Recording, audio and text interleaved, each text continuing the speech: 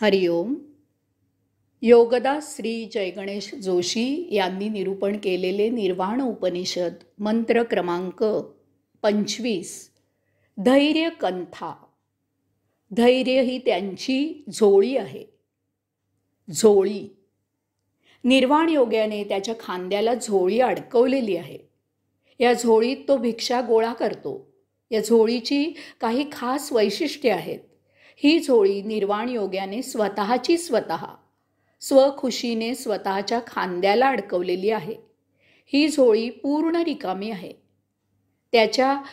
त्याच्या वाण या योग धर्माला शोभेशी आहे. ही झोळी दररोज इतरांकडून भिक्षेने भरली जाते, परंतु ती नित्यदिनी रिकामीही केली जाते.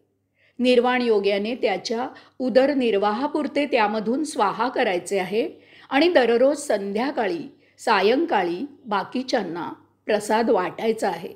दररोज झोळी पूर्ण रिकामी करायची आहे. जवळ काही म्हणजे काहीही संग्रहित करून ठेवायचे नाही.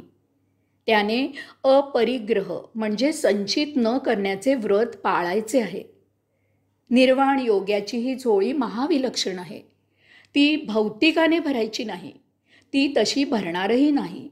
भरायचा प्रयत्न केल्यास झोळी फाटून त्यातील वस्तू मातीत नष्ट होतील.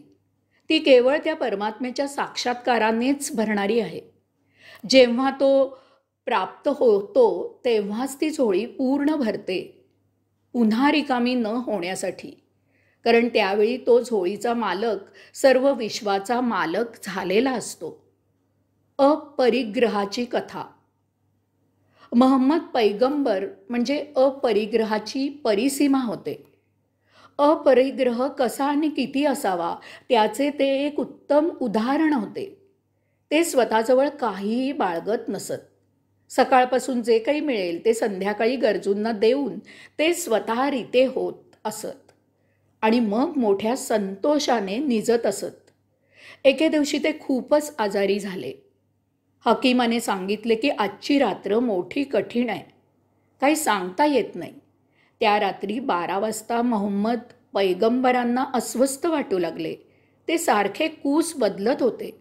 त्यांच्या पत्नीने त्यांना विचारले, आपण असे अस्वस्थ का होत आहात? त्यावर ते म्हणाले, तू आज संध्याकाळी काहीतरी साचवून ठेवलेले आहेस. हे ऐकून त्यांची पत्नी चकित झाली. तिने कबूल केले की आपण आजारी आहात. रात्री औषधाला उपयोगी व्हावे म्हणून तिने केवळ फक्त 5 दिनार घरात ठेवले आहेत.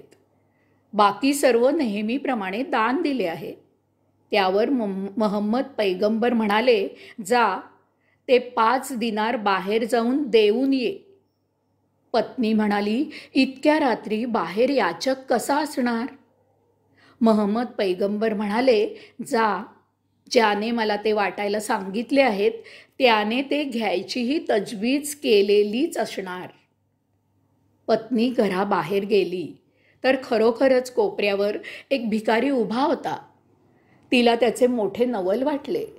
तिने ते 5 दिनार त्या भिकाऱ्याला दिले आणि ती घरात परत आली.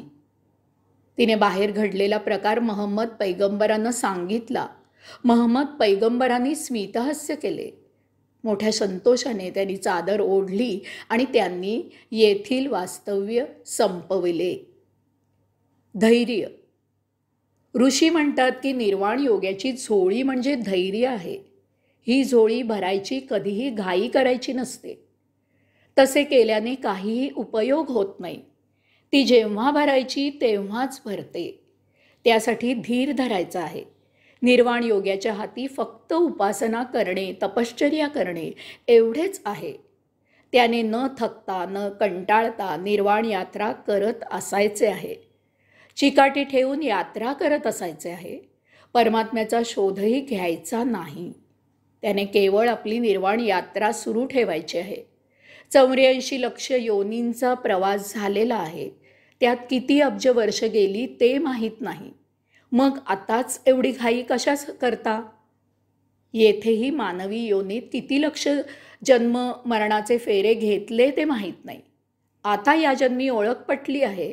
दर्शन व्हायला आणखी काही जन्म गेले तरीही ते लवकरच आहे.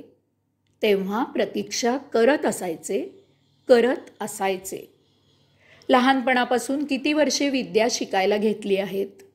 25 वर्षे गेली तेव्हा हातात पदवी आली, तीही भौतिक वस्तुजगत मिळवून भोग निर्माण करण्याची, म्हणजेच जन्ममरणाचे फेरे वाढवण्याची विद्या. आता या सर्वांमधून कायमची सुटका करून घ्यायचे अंतिम ज्ञान हाती लागणार आहे. तो अमृत कुंभ गवसणार आहे. मग एवढी घाई कसली आणि कशासाठी? जरा चिकाटी असू द्या, जरा धैर्य असू द्या, जरा प्रतीक्षा असू द्या. ती झोळी भरायला वेळ द्यायला हवा.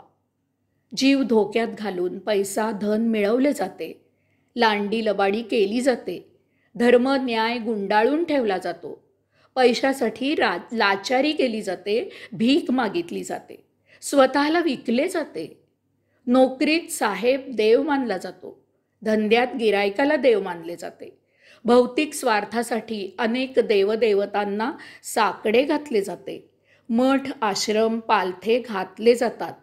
स्वामी महाराज जवळ केले जातात. भटा भिक्षुकांकडून मंत्र तंत्र म्हणवून घेतले जातात. भौतिक गोष्टींनी भौतिक सौदे केले जातात. तेथे जवळची पुंजी व्यर्थ खर्च केली जाते.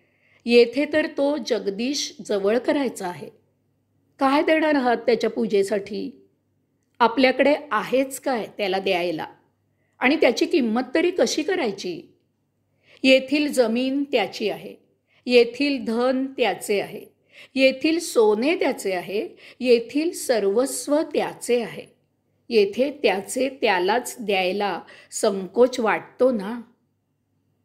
यास्तव ही अज्ञानाची यात्रा चिकाटीने सुरू असू द्यावी. त्याच्यासाठी ही धैर्याची झोळी यात्रेत फिरवायला हवी, त्याची प्रतीक्षा व्हायला हवी. एक दिवस तो स्वतःच्या झोळीत अलगद येऊन बसेल. झोळी कायम करता भरून जाईल, पुन्हा रिकामी न करण्यासाठी. ही महाभिक्षा असेल. हरिओम.